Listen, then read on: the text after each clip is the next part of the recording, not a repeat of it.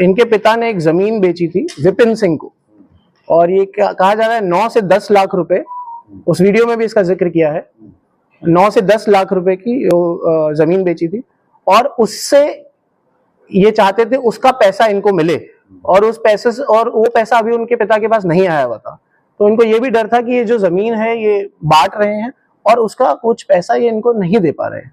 तो इसका जिक्र उन्होंने किया है, और कहीं विटनेस ने भी इस पैसे के बारे में हमें बताया है और इसका जिक्र किया गया है। आपने एक बात कही कि रात में झगड़ा हुआ, डंडे से मार हुई, तो ये ढाबे पे जाते हैं, पूरी रात अपने पिताजी की हत्या हो गई है या नहीं हुई, तो उनको क्लियर नहीं था। सुबह ये 10 बजे फिर काम पे जाते हैं, तो इतने बीच पुलिस को सूचना नहीं देती? नहीं, पुलिस को कोई सूचना नहीं थी।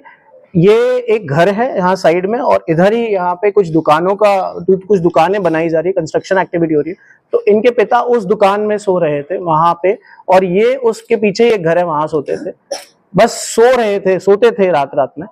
तो वहां पे इन्होंने, जो दुकान कंस्ट्रक्शन एक्टिविटी है वहां पे इन्होंने इस घटना करी है, और इसके बाद ये ढाबे गए हैं, इन्होंने खाना खाया है, रात के 1 बजे गए हैं ढाबे में, उस ढाबे से भी हमने स्टेटमेंट लिया, फिर वापस 1 बजे हैं, इसका सीसीटीवी भी है।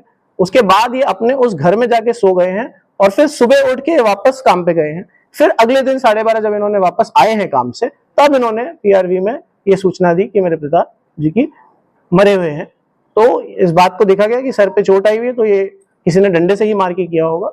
उसके बाद सारी छानबीन स्टार्ट हुई है और कड़ी से कड़ी जुड़ी है। लेकिन इसमें यह भी कहूंगा कि काफी लोगों ने पहले से ही भी हमें बताया था कि ये इनका बेटा कर सकता है, क्योंकि इनके बेटे ने पहले भी इनको मारा था, और पीआरवी में बहुत बार जो प्रभाकर सिंह है उन्होंने बोला था, और इनकी माँ ने भी बोला था कि इन्होंने अपनी माँ को बोला था कि एक दिन मैं अपने पिता को ही मार दूंगा। इनकी माँ ने भी इनकी माँ ने ये बात मानी है कि हत्या इन्होंने किया? उन्होंने ये बात मानी है कि ये कई बार धमकी दे चुके थे अपने पिता को कि मैं तुम्हें मार दूंगा, और उन्होंने ये कहा है कि आप छानबीन करिए, जो भी होगा हमें बताइएगा। छानबीन में क्या दोनों हाथ से विकलांग व्यक्ति किसी की हत्या कर सकता है? ये विकलांग व्यक्ति अपने हाथ से सारे सक्षम काम उठा सकते हैं और कर भी सकते हैं। आप देखेंगे ये नहीं है कि अपने हाथ से काम नहीं कर सकते, ये अपने हाथ को यूं भी यूज कर सकते हैं, कोई चीज उठा भी सकते हैं। आप देखेंगे कार्य कर सकते हैं ये सब। वैसे ये क्या कार्य करते हैं? ये अभी एक वहीं पास में एक इन्हीं के रिश्तेदार की एक दुकान है विपिन सिंह की, वहां आधा किलोमीटर दूर इनके घर से, वहीं जाके ये कार्य करते हैं, काम करते हैं। ये 6 घंटे में हमने पूरा अनावरण किया है। हम घटनास्थल पे पहुंचे जब 12:30 के बाद 1-1:30 बजे, उसके बाद हमने कार्य किया, और 6:30 से 7 तक हमारे आगे ये पूरी कहानी थी विद कन्फेशन ऑफ अपराधी। कन्फेशन भी उन्होंने उस टाइम पे कर लिया। मानसिक स्थिति इनकी बिल्कुल ठीक है।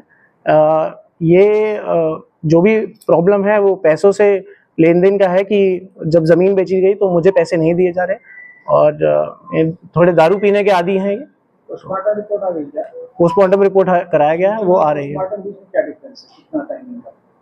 पोस्टमार्टम आज किया गया है, पोस्टमार्टम आज आ गया है। क्या बता रहे हैं, कब की हत्या बता रहे हैं? पोस्टमार्टम की रिपोर्ट कब आ गई है? सर पे चोट के कारण हुआ। इस पूरे मामले में कोई गवाह पुलिस तरफ से नहीं है जो आपका मामला ये कोर्ट में स्टैंड कर सके, सब चीजें कैसे हैं? सर मैंने बोला कड़ी से कड़ी एविडेंसेस मैं आपको मैच करवा रहा हूँ, और मैं कह रहा हूँ एविडेंसों को मानेगा एग्जैक्टली।